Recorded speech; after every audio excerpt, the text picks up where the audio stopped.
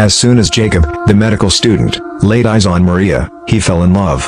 He was shy, but not out of shyness. He'd found out the hard way that when people heard about his father being insane and locked up in an asylum, they avoided him.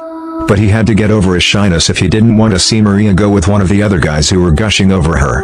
Once Jacob got past that stumbling block, everything else was simple. Maria fell head over heels, and Jacob returned her feelings with equal fervor. They were always together and could hardly stand to be separated even for school.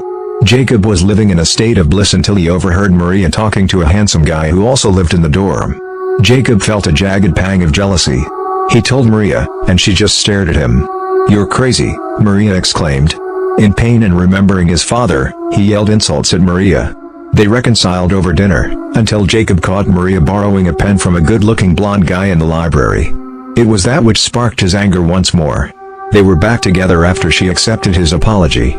On Friday night, Jacob was to take Maria to a local dance, so he hurried back to his dorm to get dressed.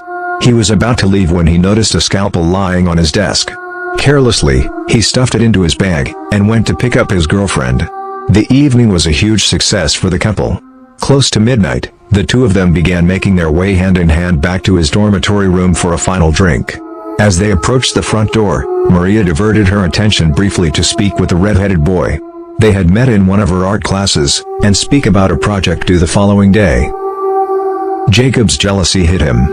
After Maria had come back to him, he had her brought up to his room quickly while yelling, "You flirt with every man you meet, you bitch." Maria yelled back, "You're crazy." Jacob got very angry. "Don't call me crazy," he pleaded as he fumbled for his scalpel in the medical bag he'd set down on the desk. And then, Maria's throat slashed from ear to ear. Her thick, black hair was lying in a pool of scalding blood. Jacob's intellect went into overdrive. Cover up the dead person. Soot the blood up. Create an excuse. First though, he knelt by the body of the girl he had loved so dearly, and slowly severed Maria's face. After carefully placing the face in plastic, he stashed it away in a desk drawer. After removing the blood, he hid Maria's body in a tunnel leading to the basement.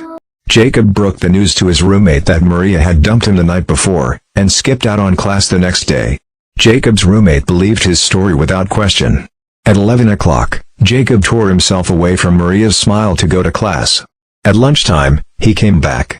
He found his roommate throw up on the open window. The roommate said as he entered, "I have the flu.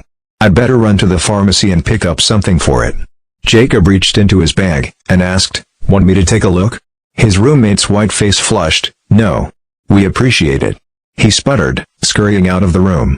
Jacob sighed in frustration as he looked Maria's face into the drawer, and then returned to his work on the paper due next week.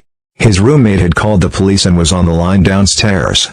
The police arrived with a warrant to arrest Jacob. They forcibly dragged him from his seat as an officer peered grimly into his desk drawer. The officer saw Maria's face, and immediately began to curse and throw up on the floor. Maria's ghost, dressed in a blood-stained dress, is said to still haunt the halls of the dormitory, where she disappeared.